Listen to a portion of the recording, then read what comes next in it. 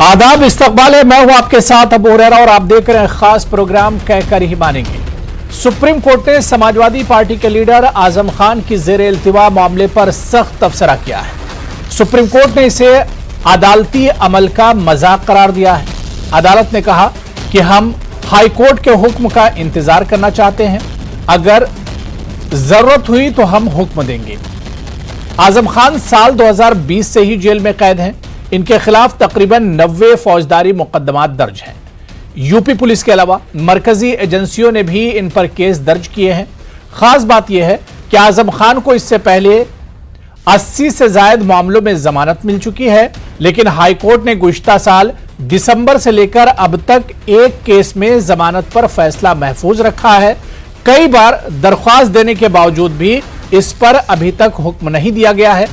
लेकिन अब supreme court के सख्त तबसरे के बाद लग रहा है कि आजम खान की मुश्किलात कम होंगी और अदालत से एक बड़ी राहत आजम खान को नसीब होगी। आज इसी पर हम चर्चा करेंगे जो सख्त तबसरा सुप्रीम कोर्ट ने किया है और सुप्रीम कोर्ट ने कहा है यह एक तरह से इंसाफ के साथ मजाक हो रहा है। मेरे साथ बहुत खास मेहमान जुड़े हुए हैं। सैयद अहमद नसीम साहब जो कि इलाहाबाद हाई कोर्ट के एडवोकेट हैं, आपसे हम कानूनी पहलू भी इस पर समझने की कोशिश करेंगे। सैयद अहमद नसीम साहब, आपका बहुत इस्तकबाल है न्यूज़ 18 उर्दू में। मेरे साथ राजेश चौधरी साहब जो कि बीजेपी के स्पोक्स पर्सन हैं और मौजूदा एमएलए हैं, वो भी इस डिबेट का हिस्सा हैं। राजेश चौधरी जी, आपका भी बहुत इस्तकबाल है न्यूज़ 18 उर्दू में। और कुछ देर में समाजवादी पार्टी के तर्जुमान भी हमारे साथ जुड़ेंगे। मैं सबसे पहले राजेश चौधरी जी आपसे शुरुआत करना चाहूंगा। राजेश चौधरी जी, सुप्रीम कोर्ट का जो रिमार्क आया है आजम खान की जमानत को लेकर, और सुप्रीम कोर्ट ने सीधे सीधे कहा है कि यह इंसाफ के साथ एक तरह से मजाक हो रहा है। 80 से ज्यादा केसों में जमानत आजम खान को मिल गई, लेकिन एक केस में 1 साल से ज्यादा हो गया और उन्हें जमानत नहीं मिल रही है। देखिए, सरकार ने जांच की, उनके ऊपर मुकदमे कायम हुए, लोगों ने उनकी शिकायत की, जमीन हड़पने का मामला और तमाम प्रकार की अनियमितताएं करने के मामले उनके ऊपर गंभीर धाराओं में मुकदमे दर्ज थे जी। अब जब अदालत के सामने विषय तो अदालत को तय करना है कि किसको जमानत देनी है, कौन से केस में देनी है, कौन से में नहीं देनी है। तो जो मामला सब जुडिस है उसमें कोई बहुत नहीं कहा जा सकता। जो अदालत का निर्णय होगा वो सरकार को स्वीकार और हम सबको स्वीकार होना ही चाहिए, इसमें तो कोई संदेह नहीं है। अब उन्होंने अपराध किया था तो कानून अपना काम कर रहा है। नहीं राजेश चौधरी जी, बहुत बार ऐसा हुआ कि कई मामलों में आजम खान को जमानत मिलने वाली थी, उसी वक्त यूपी सरकार की तरफ से कुछ चीजें और अदालत में पेश कर दी जाती थी, एक तरह से मुश्किल खड़ी कर दी जाती थी यूपी हुकूमत की तरफ से और उनकी जमानत रुक जाती थी। कई बार ऐसा भी देखने को मिला कोर्ट में। देखिए, आजम खान साहब कोई सामान्य व्यक्ति नहीं है, वो बड़े बड़े ओहदों पर रहे, सरकार में मंत्री रहे, मेंबर ऑफ पार्लियामेंट रहे। उन्होंने अनेक प्रकार से अपने पद का दुरुपयोग करने का काम किया है। राजनीतिक प्रभाव का इस्तेमाल करके जमीन हड़पना, जौहर विश्वविद्यालय के लिए तमाम किसानों की, गरीबों की, मजदूरों की जमीन हड़प लेना, सरकारी धन का दुरुपयोग करना, इस तरह के तमाम प्रकार के आरोप उनके पास थे। जैसे जैसे जांच आगे बढ़ती गई, जैसे जैसे उनके जो अपराध सामने आते गए, तो सरकार उसको सबको तफ्तीश में शामिल करती गई, मुकदमा कायम होता चला गया। ऐसा कोई नहीं था कि सरकार अटका के रखना चाहती। जब कोई जांच होती है, जब आईओ किसी विषय में जाता है आगे, तो अनेक प्रकार से जुड़ी हुई चीजें निकल करके आती, वही उनके खिलाफ था। मैं सैयद अहमद नसीम साहब आपके पास आना चाहूंगा, क्योंकि कानून से आप जुड़े हुए हैं। कानूनी पहलू पर अगर बात की जाए, एक लंबे अरसे से 2020 से ही जेल में कैद हैं आजम खान, और सिर्फ एक केस में 80 से ज्यादा केसों में उन्हें जमानत मिल चुकी है। एक केस में 1 साल से ज्यादा का अरसा हो गया और उन्हें जमानत नहीं मिल पा रही, जिस पर सुप्रीम कोर्ट ने भी नाराजगी जाहिर की है। सुप्रीम कोर्ट का जो रिमार्क है नसीम साहब, इसे किस तरह से देखा जाए? देखिए, इस वक्त जो हम देख रहे हैं कि जो जुडिशरी है, जो पीठासीन अधिकारी हैं, ये अपना भविष्य सुरक्षित कर रहे हैं। ये अपने मुस्तकबिल को सिक्योर करने के चक्कर में कि हम गवर्नमेंट को कितना खुश कर लें कि रिटायरमेंट के बाद हम किसी ओहदे पर फायज हो सके, तो ये चल रहा है। क्योंकि आजम खान साहब को 87 मुकदमे के खिलाफ थे, जिसमें से, क्योंकि मैं इलाहाबाद में आपको एक बात और बता दूं कि इलाहाबाद में 2017 में जब ये बीजेपी की सरकार आई, तो उन्होंने एक विशेष जज MP MLA कोर्ट का गठन किया, जिसपे पूरे उत्तर प्रदेश के माननीयों के मुकदमे, MP MLA मिनिस्टर, यहाँ तक कि योगी आदित्यनाथ का भी मुकदमा यहाँ पर आया। और पूरे उत्तर प्रदेश का एक जज बनाया गया, यानी उसको एक सेशन जज को हाई कोर्ट से ज्यादा पावर दिया गया। और यहाँ पर जितने भी, चाहे वो केशव प्रसाद मौर्य रहे हो, चाहे वो कोई स्वामी प्रसाद मौर्य जो उस वक्त बीजेपी में थे, चाहे रीता बहुगुणा जोशी रही हो, सारे मुकदमे पूरे यूपी के बीजेपी के नेताओं के विड्रा कर लिए गए। बच्चा मुकदमे जब 2022 में चुनाव होता है, उसके पहले ही उस MP MLA कोर्ट को खत्म कर दिया जाता है। 5 मुकदमे आजम खान साहब के ऊपर 2019 से पहले थे, वो भी प्रदर्शन करने का मामला, कहीं पर किसी भाषण में, तकरीर में कुछ उल्टा सीधा बोल देने का मामला। 2019 से 20 तक में आजम खान के पास साहब के ऊपर इतने मुकदमे लगाए गए। 87 मुकदमे में से 86 मुकदमे में जमानत हो गई। एक मुकदमे में सिर्फ 137 दिन से ये ऑर्डर रिजर्व है, जो अपने आप से सुप्रीम कोर्ट ने आज कहा है कि ये माखौल उड़ाया जा रहा है जुडिशरी का। हकीकत है कि 137 दिन तक 14 दिन से ज्यादा कोई जजमेंट रिजर्व रखना एक तरह से गलत देखा जाता है। इसीलिए पे पाबंदियां हैं कि जजमेंट 14 दिन तक में हो जाने चाहिए। 137 दिन तक किसी जज का जजमेंट को रिजर्व रखना जाहिर है कि ये साबित करता है किसी दबाव में जजमेंट को रिजर्व रखा गया। जबकि एक मामूली सा मामला है, उनके बेटे अब्दुल्ला आजम खान की जन्मतिथि प्रमाण पत्र का मामला, जिसमें बालिग लड़का खुद अपना एफिडेविट देता है। उसके एफिडेविट देने के मामले में आजम खान या तंजीम फातिमा को मुलजिम बनाना, तो ये भी अलग है। तो एक तरफ से देखा जाए जो सुप्रीम कोर्ट ने आज कहा है, वो सख्त टिप्पणी की है, उन्होंने रिमार्क दिया है। और ये अदालत यहाँ पर इलाहाबाद हाई कोर्ट की एक तरह से उन्होंने अपने पद का दुरुपयोग किया है, क्योंकि इतने दिन तक किसी बेल ऑर्डर को रिजर्व। नसीम साहब, क्या सुप्रीम कोर्ट का जो रिमार्क है, इससे एक दबाव पड़ेगा हाई कोर्ट की बेंच पर, या हाई कोर्ट पर एक तरह से एक दबाव होगा कि सुप्रीम कोर्ट ने इस तरह का रिमार्क दिया और बहुत सख्त रिमार्क है?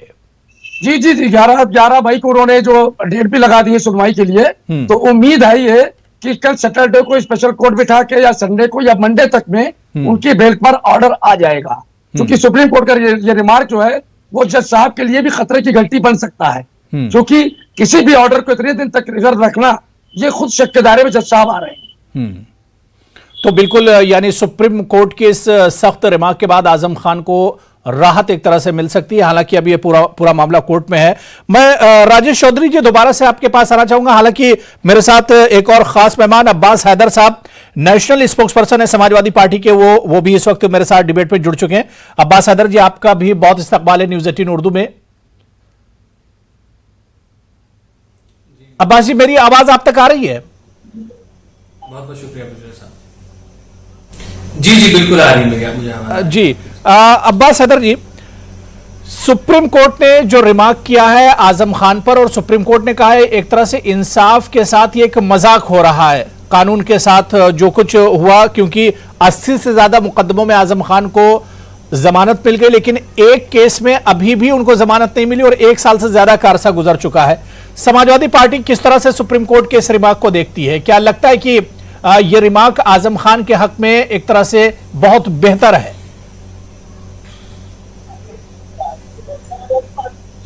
जी बिल्कुल, बहुत ही खुशी का मौका है कि सुप्रीम कोर्ट ने इस चीज को संज्ञान लिया कि आजम खान साहब को 87 मामलों में से 86 में बेल मिल चुकी है, और एक मामले में क्यों इतने दिन तक 137 दिन तक उनको फंसा के रखा गया है, इसके लिए सुप्रीम कोर्ट ने जवाब मांगा। ये बहुत ही अच्छा सुप्रीम कोर्ट का फैसला है, और मुझे लगता है इंशाल्लाह बहुत जल्द आजम खान साहब जेल के बाहर होंगे, क्योंकि उत्तर प्रदेश की सरकार ने उनके ऊपर झूठे मुकदमे लगा के राजनीतिक षड्यंत्र रच के उनको एक पॉलिटिकल वेंडेटा के तहत जेल की सलाखों के पीछे भेजा।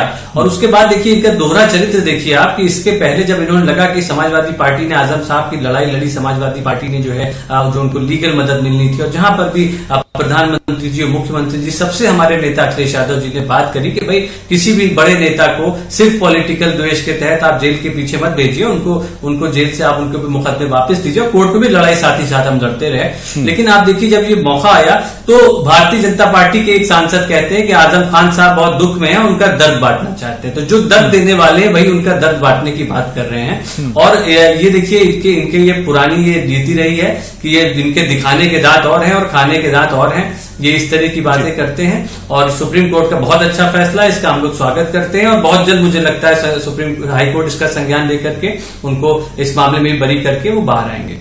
राजेश चौधरी जी, जो बात यहां पर अब्बास हैदर जी कह रहे हैं कि सरकार दरअसल नहीं चाह रही थी और सरकार बदले की सियासत कर रही है, इसी वजह से आजम खान को इतने दिन जेल में रहना पड़ा। तो आ गई थी 2017 में, योगी जी मुख्यमंत्री बन गए थे 2017 में। यदि सरकार को बदले की कार्रवाई करनी होती तो सरकार बनते ही तुरंत शुरू हो जाता। जितने गंभीर आरोप उनके ऊपर थे, सब आरोपों की जांच हुई, जांच रिपोर्ट आई, विभिन्न प्रकार की एजेंसियों ने जांच की। कई केस ऐसे थे बहुत गंभीर थे, सरकारी धन का दुरुपयोग, जो लोगों की जमीन कब्जाना, अपने पद का दुरुपयोग करना, ऐसे तमाम गंभीर आरोप थे।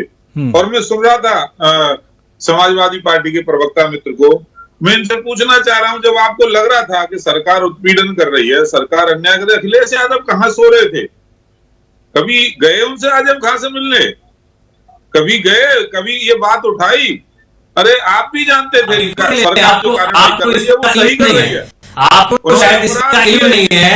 अखिलेश यादव के आजम खान साहब जब वो बीमार थे, उनके इलाज का पूरा अखिलेश यादव आप देखिए। समाजवादी पार्टी के विरोध में नहीं है, समाजवादी पार्टी के बहुत सारे नेता आजम खान साहब से उससे पहले तो सोचा नहीं। आपको इसका इल्म नहीं है, ये मैसेज आप देना चाहते हैं। आज आप ऐसा सवाल पूछ रहे हैं जिसका मतलब आप ये मान रहे हैं कि आजम खान साहब को झूठे मुकदमे लगाए गए, ये बात आप मान रहे हैं। मुझे लग रहा है आपकी बातों से ये बात सामने आ रही है।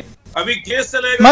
अब्बास हैदर जी मैं आ रहा हूं क्योंकि आवाज बहुत क्लियर नहीं आ रही। मैं दोबारा से आपके पास आ रहा हूं। संविधान के तहत कोई कार्रवाई होती है तो अदालत अपना काम कर रही है, कानून अपना काम कर रहा है। सरकारी एजेंसियों ने जांच की, जांच रिपोर्ट और जो तफ्तीश करके कोर्ट में जमा कर दी। जो कार्रवाई होगी होगी।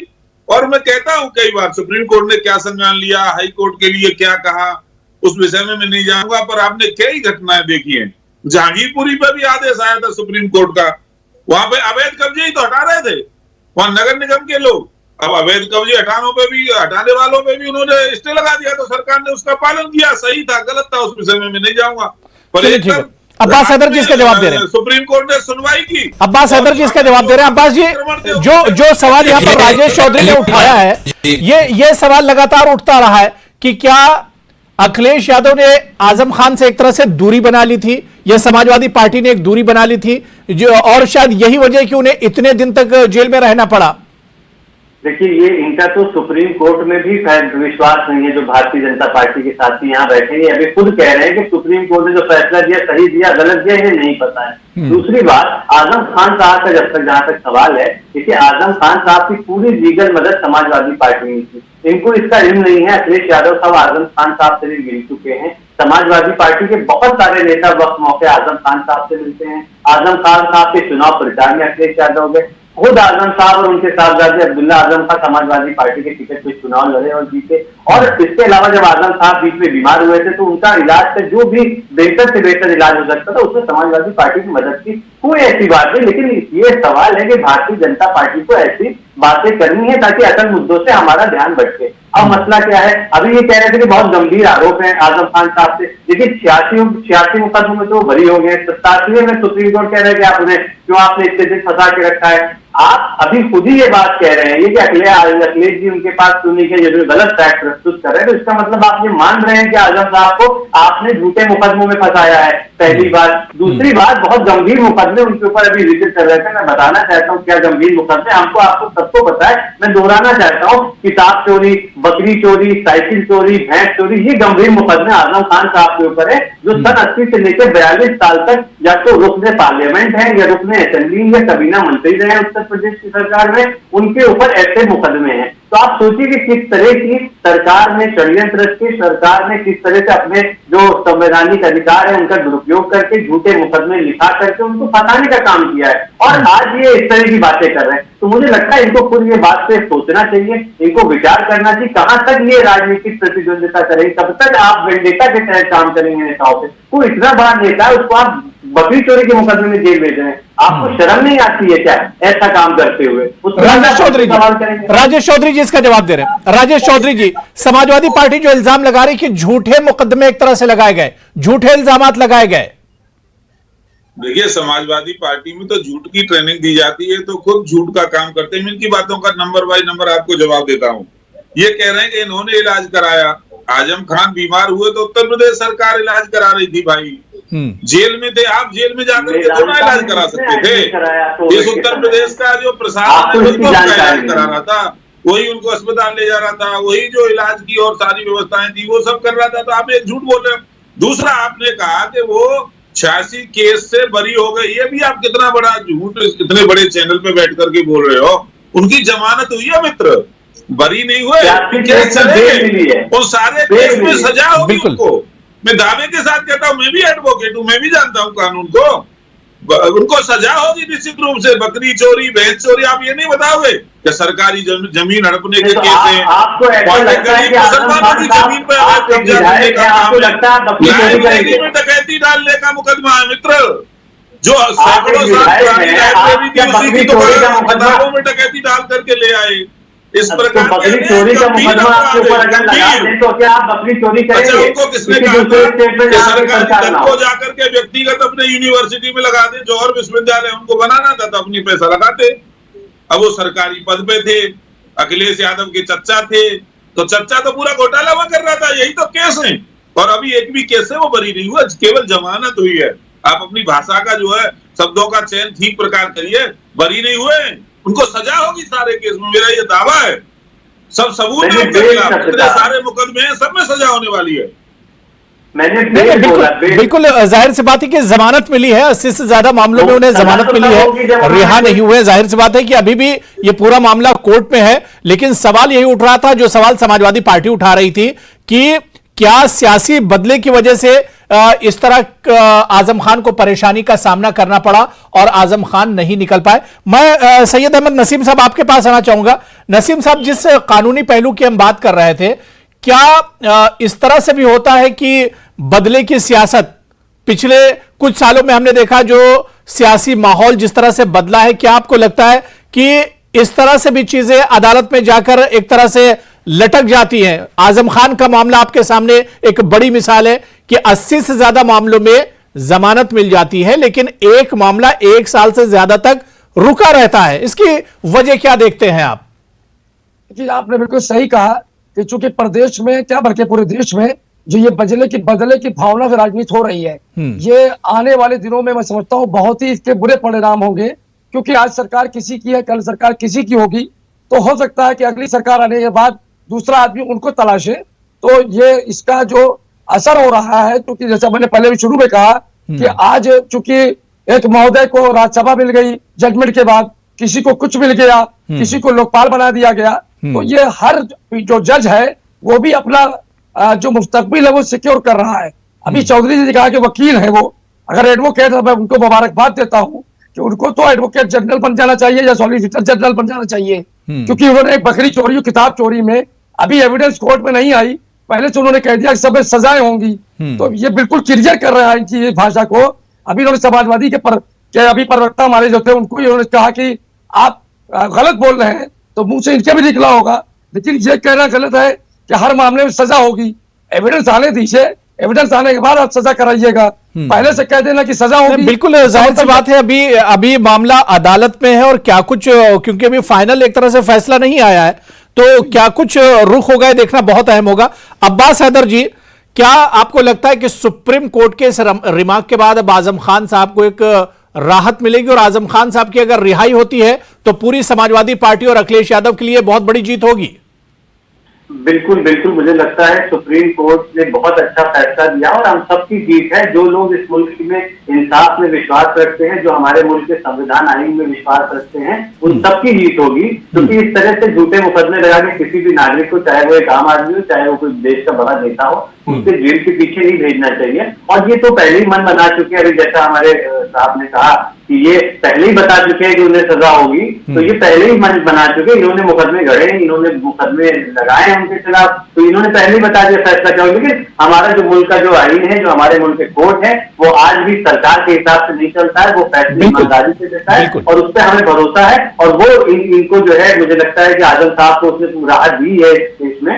मेरी आवाज आ रही है? जी जी बिल्कुल जी और आगे भी मुझे लग रहा है कि मुझे लग रहा है हाईकोर्ट के ऊपर एक तरीके से फटकार है ये सुप्रीम कोर्ट की, और इसकी फौरन सुनवाई करके मुझे लगता है इसमें भी उन्हें बेल मिलेगी। जिस तरह से उनको 137 दिन से सिर्फ एक केस के लिए फंसा के रखा है, उसमें भी उन्हें फौरन बेल मिलेगी, वो बाहर आएंगे। उनकी उम्र 75 साल है। इस उम्र के आदमी को सिर्फ इसलिए कि वो आपकी विचारधारा को नहीं मानता, वो आपकी विचारधारा का विरोध करता है, आप उसे जेल के पीछे भेज दें, आप उसे सलाखों के पीछे इसलिए डाल दें कि वो आपकी आवाज बुलंद करता है, तो मुझे लगता है कि बिल्कुल जो हमारे मुल्क का जो एक इतिहास है उसके खिलाफ है और ऐसी चीज का विरोध करना चाहिए। नहीं, बिल्कुल जाहिर सी बात है कि अदालतों पर सबको भरोसा है और सुप्रीम कोर्ट का ये जो रिमार्क है इससे लगता है कि ये रिमार्क आजम खान के हक में होगा और आजम खान को एक राहत मिलेगी। बहुत बहुत शुक्रिया अब्बास हैदर जी मेरे साथ जुड़ने के लिए, राजेश चौधरी साहब और सैयद अहमद नसीम साहब, सभी का बहुत बहुत शुक्रिया इस चर्चा में जोड़ने के लिए। आदाब।